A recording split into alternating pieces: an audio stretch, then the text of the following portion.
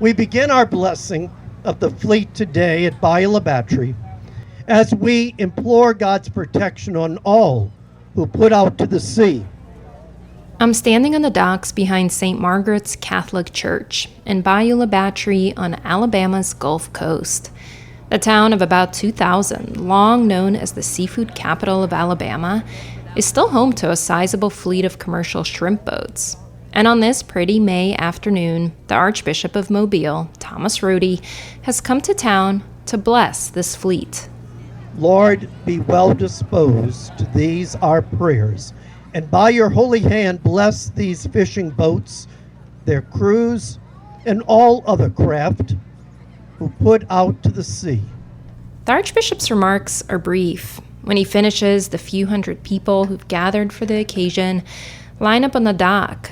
There are some 2 to 3 dozen boats which will parade along the bayou. The Archbishop will bless each boat as it passes. I hop on Tommy Purvis and Kimberly Barrow's vessel and ask them about their hopes for the blessing. I just want a good prosper and good health, and for my husband and I to come back safely. Or all of them, everybody, because we're not just one person, we're a crew, we're a fishing community. Tommy revs the engine. It might be our boat smoking everybody out. And we're off. It's a gorgeous day and everybody's smiling. The boats are decorated with flags and streamers. Several bear signs with scripture that reads, "Follow me, and I will make you fishers of men." The Archbishop, hooked crozier in hand, looks ready to bless the boats. There's just one problem.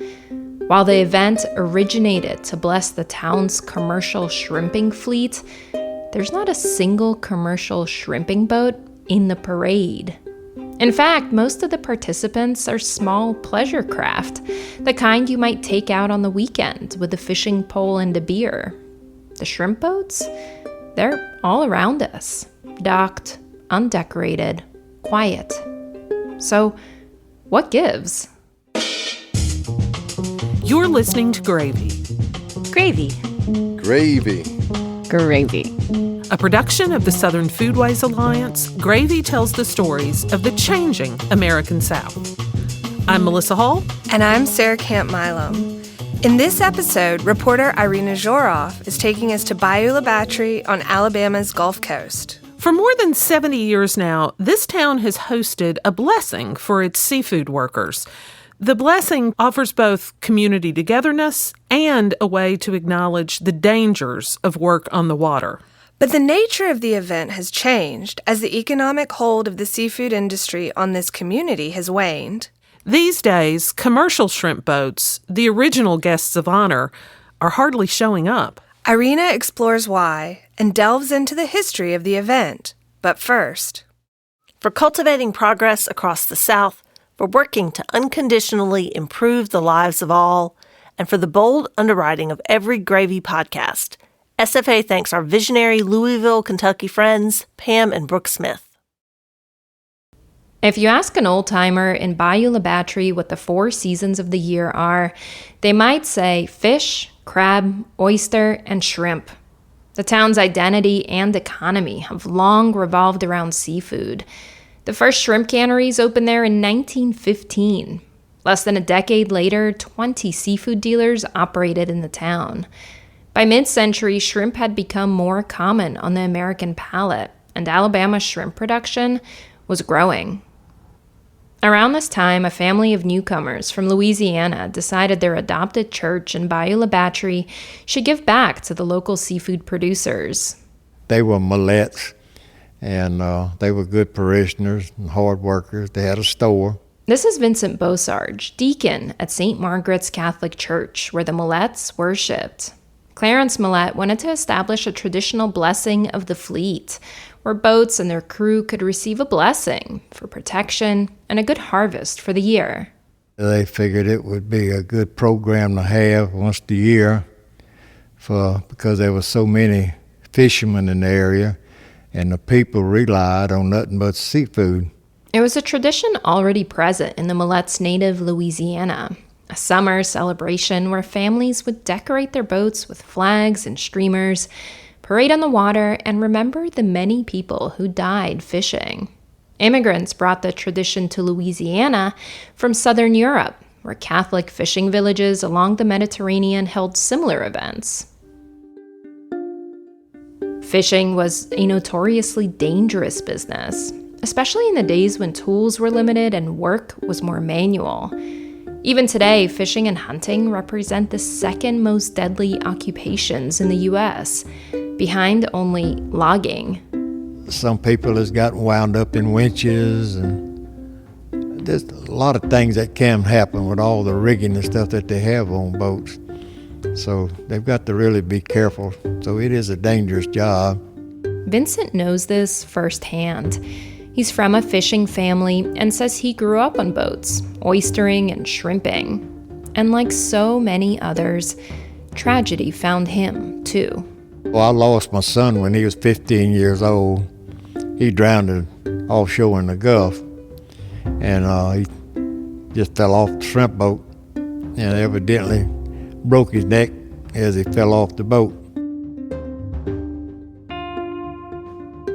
Perhaps because of the constant threat of disaster, Bayou La Batre was always a pretty religious community, says Vincent.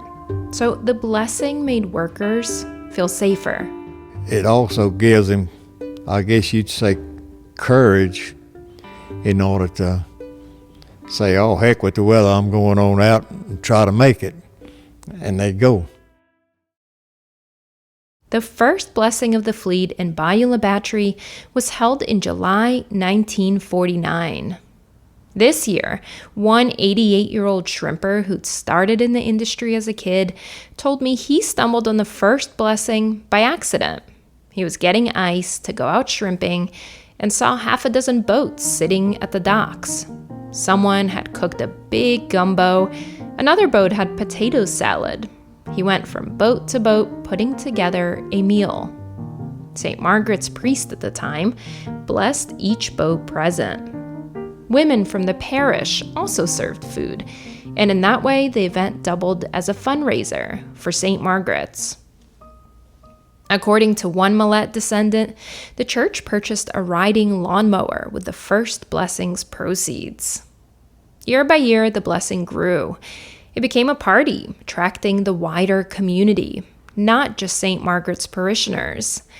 For Rodney Lyons, the blessing was a constant in his life. He was born in 1946 to a family of seafood workers. I was raised on a shrimp boat, all different boats, crabs, oysters, anything my father done, I was with him. He opened a fishing and processing business straight out of high school, which he still operates. He said his family used to help out during the blessing. My mother's brothers, they were net fishermen. They would go out ahead of the blessing, catch the fish, come in. They would clean them, dress them, prepare them for cooking at the blessing. And they done that for years. Shrimpers donated shrimp. You had a lot of people that had children at St. Margaret's School. They were farmers from out St. Elmo and Grand Bay, and they would donate vegetables and eggs and whatever. Women from the community did the cooking, using the ingredients the men brought in. So it was a community affair. Rodney says the event was originally held at the end of July, when brown shrimp season was slowing down, but white shrimp season wasn't open yet. People wasn't working as much. Wasn't a lot of money to be made, so that's when they had the blessing kind of in the lull. In decades past, thousands of people came out for the blessing of the fleet each July. Dozens of shrimp boats decorated in strings of flags tied taut from the deck to the tall outriggers paraded down the bayou. It had become a treasured local tradition, just like the Millets had envisioned it. But even as the blessing grew, the fishing industry in the U.S. and shrimping along the Gulf in particular were changing. Shrimp imports have been in the U.S. since the 1960s, and shrimp farming began in the 1970s. By the 80s, imports were seriously competing with domestic catches, pushing prices lower and lower. Today, about 90% of shrimp in the U.S. are imported, mostly from Southeast Asia and Central America. Meanwhile, prices for gas and boat insurance have risen, and government regulations have contributed to the higher cost of doing business. In 2005, Hurricane Katrina decimated Bayou La Batre, destroying a majority of houses and lodging shrimp boats into trees. In 2010, the Deepwater Horizon oil spill damaged Gulf fisheries. Many families who've spent generations shrimping don't see a way forward in the business they love. And as the seafood industry changed, so did the blessing of the fleet. When we come back, we'll join the 2023 Blessing of the Fleet, which took place in early May. And we'll try to understand why commercial boats didn't participate. There's an inherent dichotomy in the Blessing of the Fleet. On one hand, it's a fundraiser for the church. On the other, it's a meaningful tradition for seafood workers. Our reporter, Irina Zhorov, asks, can one gathering serve both the shrimpers and the parish? But first, travel the highways to Loretto, Kentucky, and you'll find the Maker's Mark Distillery. A National Historic Landmark, the distillery welcomes visitors from all over the world to experience bourbon the way the Samuels family intended. The bourbon was created by Bill Samuels Sr., but the distillery and the bottle, with each bottle dipped in that iconic red wax, was the brainchild of his wife, Margie Samuels. Today, Margie and Bill's grandson, Rob, runs the distillery and invites everyone to stop by to experience the home place of Maker's Mark, just the way his grandparents had, with friends and great bourbon. For their dedication to the craft of quality bourbon making and the support of the Southern Foodways Alliance, we thank them. Maker's Mark crafts their bourbon carefully. Please enjoy it that way. These days, the Blessing of the Fleet has the feel of a fair. There are crafts for sale, a very tiny train rides kids around the gravel lot, and there's food galore. Most of the cooking happens in a dedicated cooking shack. Everything that you can imagine that grows in the sea, we cook it in here. That's Eddie Wilson. He's one of the volunteers. It's shrimp, fish, crabs, a little bit of everything. In addition, they prepare a pot of gumbo every year. The recipe is written right on the 2x4 of a wall in ballpoint pen. And we make it in that big pot. It's about 70 gallons. The shrimp in the gumbo is local, some donated and some bought. The crab is local too. Eddie's brother Alvin is a farmer. He grows the okra himself. Alvin thinks they'll sell out of the whole pot during the blessing. And that's a good thing because it means money for the church. Alvin says St. Margaret's had over $1 million in renovations after Hurricane Katrina, and the cost of insuring the building is astronomical. And the insurance runs us about $2,700 a month. So this fundraiser will help pay for that insurance that we have to have. Nearby, another volunteer is thawing a pile of fish fillets. The fish is swai, an Asian catfish. It's imported. He says they'll go through close to 1,000 pounds of fillets, and they just couldn't get that much fish locally. Shrimp? Yes, but not fish. In another room, volunteers of Vietnamese descent are cooking. Bayou La Batre saw an influx of refugees from Vietnam, Laos, and Cambodia in the 1970s, and many of them have stayed. Some bought boats and helped keep the seafood industry afloat. St. Margaret's has a Vietnamese pastor, and he gives sermons in English, Vietnamese, and even Spanish. Many of the parishioners help out for the blessing. Tan Pham is the church's Vietnamese liaison, especially for people who don't speak English. He points at aluminum trays full of egg rolls and grins. 4,000 egg rolls.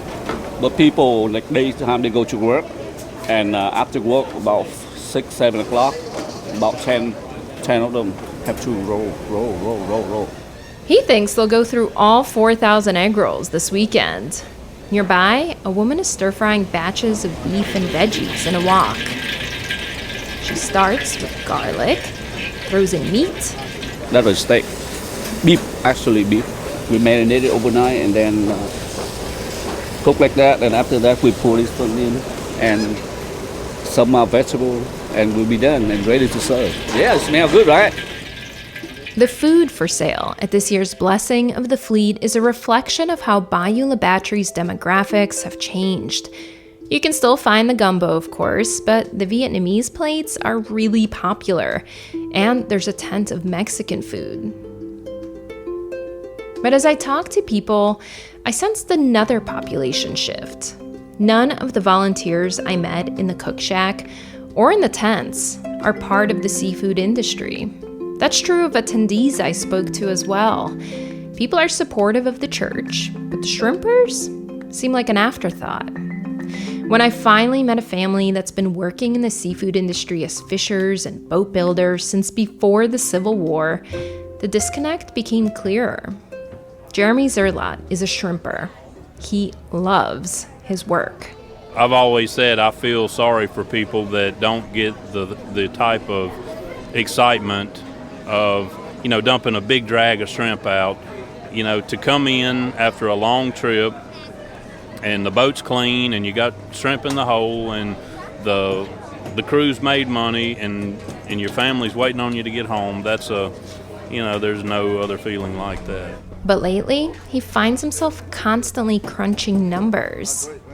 2 of my boats just came in, and the volume of shrimp that they catch now, but there's still no profit in it because prices of shrimp have not kept up with inflation.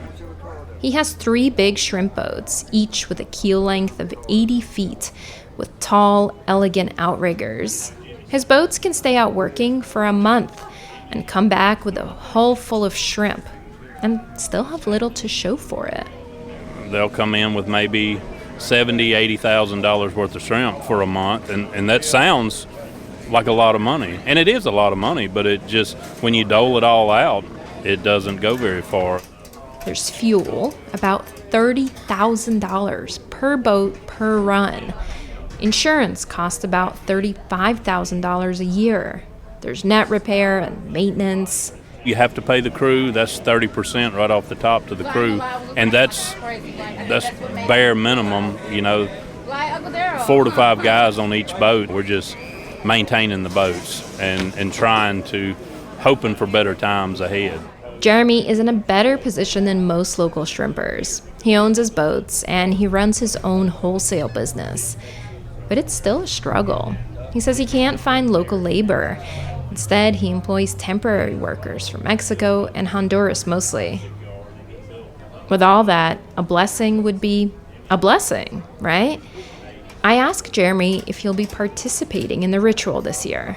Actually, I've never had any of mine in the blessing. Most of the time they're out fishing, stay gone for 30 days, home for 5 to 7, and never really, most of the time over the years, we couldn't work it out where we were even here during. So it's changed where back years ago, most of the boats were ice boats, so they were making shorter trips coming in, and they could coordinate their time to where they could. Whereas our boats, they're strictly business now. When they go shrimping, they got to be there until they get enough to come home with. What can a blessing protect you from? Bad luck, maybe. Accidents, hopefully. A blessing is a shield against misfortune, a kind of prayer, asking that you don't get singled out for the badness that's lurking, that will inevitably catch some soul out at sea. But today's problems are systemic. The rhythms and economics of today's shrimping industry may no longer fit with the mores of the blessing. Logistics have changed too. Gulf shrimpers travel between states to catch more shrimp varieties in more seasons, fishing deeper, further, and staying out longer. There's no longer a seasonal lull, no reliably slow time for shrimpers to gather and celebrate, and money is tight. Some say St. Margaret's hasn't kept up. The church changed the blessing from July to May in an attempt to avoid squalls and catch shrimpers before the busy season started. Critics say it had the opposite effect, making it impossible for commercial boats to participate as they get ready to fish. Gravy reached out repeatedly to St. Margaret's pastor, but he did not respond to requests for comment. Whatever the church did or didn't do, maybe there's just no good time to party anymore. There's too much hustle, too much at stake to rest, too much uncertainty, even for a blessing. On the Sunday of the blessing, boats start to arrive at the docks around 10 in the morning. By 11:30, there are 8 little skiffs, decorated with strings of pennants or fringe flapping in the breeze. I overhear one woman say the boat display is disappointing. Another tells me the lack of shrimp boats makes the event feel inauthentic. At noon, a 30-foot boat pulls up, festooned with red flags. Finally, a commercial boat. But when I ask its owners, Tommy Purvis and Kimberly Barrow, if they fish full-time on it, they laugh.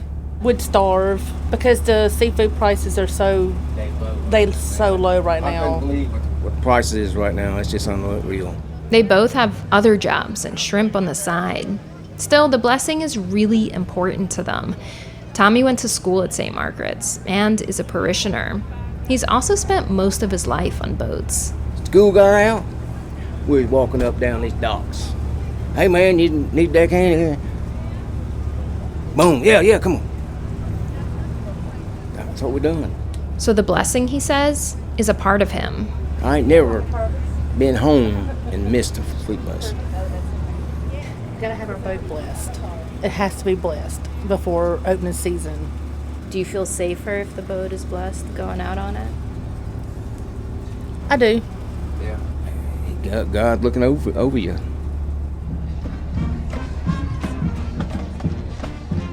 A little after 2 in the afternoon, the school band leads in a parade of people, and eventually, the Archbishop makes his way to the docks. Send your holy angel from on high. After his remarks, and all on board. He gets on the pilot boat. Before it takes off, a wreath is tossed into the water in remembrance of those who've perished at sea. Aside from another commercial boat, a fishing boat, not shrimping boat, that shows up later, Tommy and Kimberly's vessel is the biggest one there.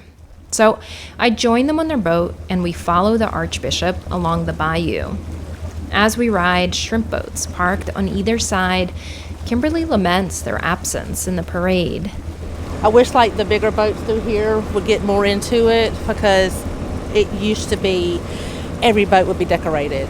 But the tradition has lost so much participation that she says she had a hard time finding decorations this year. Usually they would buy their strings of flags locally. Everybody sold them. This year, they couldn't find any and ended up ordering them from Amazon. Tommy maneuvers the boat through the busy bayou, his co-captain a 16-year-old Chihuahua. A few minutes later, the Archbishop passes by. He raises his crozier and is gone. A bit behind him, I see Rodney Lyons, the lifelong fisherman whose uncles once donated fish to the blessing, glide by in a small skiff. When Tommy docks, I drive over to Rodney's processing facility, where he also operates a bar. On the back deck, which overlooks the bayou, shrimp boats are packed in tight on both sides. Rodney says a few decades back, the boats would be decorated with flags. They'd be waving in the breeze so loudly we couldn't even talk. But today, it's quiet. Just some bugs and his grandkids' squeals in the air. So tell me, what were you doing today during the blessing? I was fishing. Nobody come to me and said, hey, could you donate fish? I would have. I would have cleaned them. I would even help cook them. I asked Rodney if he'd like to be involved. Well, it would be nice, but it's just not that way anymore. Rodney says he doesn't think it's on purpose, but the blessing doesn't feel like it's for seafood people anymore. He hasn't gone in years. Gravy was reported and produced by Irina Zhorov, a reporter who works in both audio and print. Irina has covered stories about mining, health, and environmental and urban issues. Fancy a trip to Soviet Siberia? Look for and buy her debut novel, Lost Believers, out now at your favorite bookstore. We thank Wendell Patrick for Gravy's theme music and Jazar for our donor music. Managing editor for Gravy and all other SFA media is my co-host, Sarah Camp Milam. Olivia Terenzio is our podcast editor. Mary Beth Lassiter is our publisher. Want to learn more about the changing American South? Join us for the SFA's Fall Symposium, October 20th and 21st, here in Oxford, Mississippi. Together, we'll ask the question, where is the South? You'll hear from a roster of engaging speakers, plus you'll eat and drink well. Very well. Tickets are on sale now. Visit southernfoodways.org to learn more. And while you're there, become a member or make a donation. Your dollars fund our work and help us make more gravy. I'm Melissa Hall. And I'm Sarah Camp Milam. Excited to lap up another episode of Gravy? Tell a friend. Pass the gravy boat. There's plenty to go around. Gravy is glad to be a part of APT Podcast Studios.